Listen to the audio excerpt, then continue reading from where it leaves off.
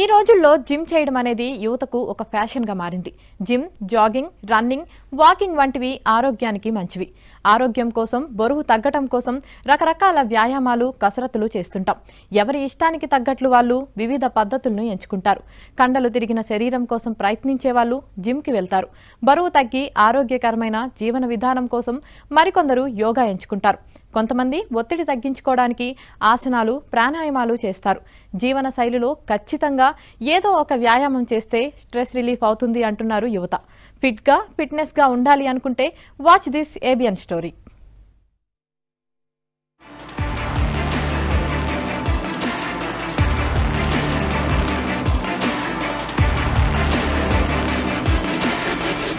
ఆరోగ్యం మీద శ్రద్ధ పెరిగిన తర్వాత ప్రతి ఒక్కరూ వారి జీవశైలిలో కొంత సమయాన్ని ఫిట్నెస్ కోసం కేటాయిస్తున్నారు.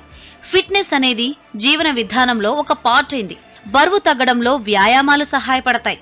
ఆరోగ్యం కోసం చాలా మంది రకరకాల వ్యాయామాలు, కసరత్తులు చేస్తూ ఉంటారు. అంటే వర్కౌట్స్, వార్మప్స్, యాప్స్, ఎక్సర్సైజులు చేయడం వల్ల ఆరోగ్యంగా, ఫిట్గా, ఫిట్నెస్గా ఉంటారు. మనలో చాలా మంది ఆరోగ్యంగా, ఉత్సాహంగా, ఫిట్నెస్ తో ఉండాలని భావిస్తారు. నిజం చెప్పాలంటే చాలా మంది అనారోగ్యంతో ఉన్నప్పుడే ఆరోగ్యం గురించి ఆలోచిస్తూ ఉంటారు. షేప్ పాడయ్యాక దానిని తిరిగి యథాతథంగా తేవాలనుకుంటారు. ఒక్కసారిగా బాడీ పెరిగితే దానిని సాధారణ స్థితికి తేవడానికి చాలా సమయం పడుతుంది. మనం ఏం చేసినా మన శరీరం హెచ్చరిస్తుంది, కానీ మనం దాని గురించి ఆలోచించం.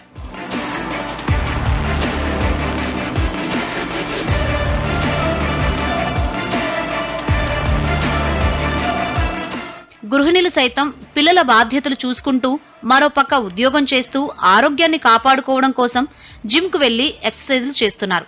దీనివల్ల స్ట్రెస్ రిలీఫ్ అయ్యి రోజంతా యాక్టివ్గా ఉంటామని మహిళలు సైతం చెప్తున్నారు. ఈ జిమ్ చేస్తే ఏంటంటే మనకు ఫస్ట్ ఈ వెయిట్ లిఫ్టింగ్ వీటి ద్వారా మన మైండ్ జ్ఞాపక శక్తి అనేది పెరిగిద్ది. First point. రెండోది మనం పొద్దున్న నుంచి సాయంత్రం వరకు యాక్టివ్గా ఉండడానికి బాగా యూజ్ అవుద్ది. ముందు ఇప్పుడు ఏంటంటే ఇప్పుడున్న టైంలో ఎవరు ఫిజికల్ ఏమీ లేదు, ఫిజికల్గా హెల్త్ బెనిఫిట్స్ ఏమి లేవు. ఎవరి కాళ్ళు కూర్చుండడం, ఎవరి వర్క్ కాళ్ళు చేసుకుంటాం. ప్రాక్టికల్గా 1 అవర్ మినిమం మన హెల్త్ అనేది దీనిలో చేస్తే మనకి ఫిజికల్గా మన బాడీ రిలాక్స్ అవుద్ది. ప్లస్ మన ఒంట్లో హార్మోన్స్ కానీ, ఫ్యాట్ లెవెల్స్ కానీ అన్నీ కరెక్ట్గా పాస్ అవుతాయి. ప్లస్ మన ఆరోగ్యం, మన ఫిట్నెస్ కోసం మనం చేస్తున్నాం అంతే మేడం. మన వెయిట్ ఎంత ఉందో దానికి డబల్ ప్రోటీన్ తీసుకోవాలి.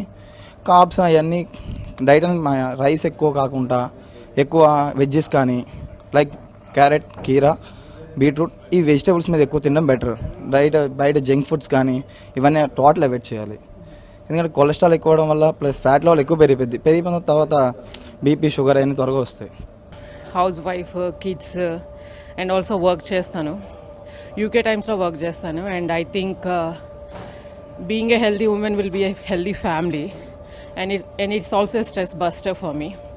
సో వచ్చి ఒక 1 అవర్ జిమ్లో వర్క్ చేస్తే I feel that I have spent some time on myself. So I think that keeps active for all the day.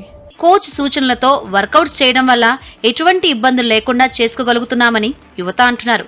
జిమ్కి 1-2 రోజులు వెళ్లడం, తర్వాత 4-5 రోజులు మానేయడం మంచిది కాదని, రోజు క్రమం తప్పకుండా వ్యాయామం ఉండాలని కోచ్ అంటున్నారు. ప్రతి ఒక్కరూ రోజుకు కనీసం 1 గంట వ్యాయామం చేయాలని, వ్యాయామం చేసేవారు ఖచ్చితంగా డైట్ తీసుకోవాలని, జంక్ ఫుడ్ మానేయాలని జిమ్ కోచ్ చెప్తున్నారు.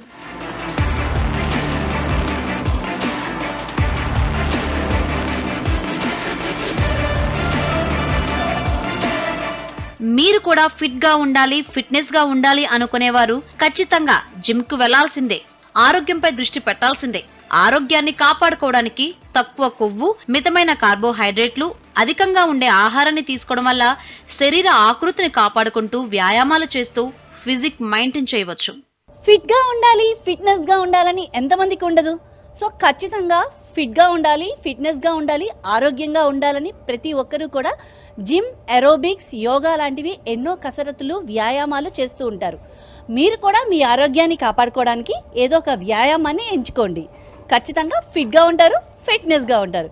కెమెరా పర్సన్ సుబ్బుతో లీలా, ఏబిఎన్ ఆంధ్రజ్యోతి, విజయవాడ.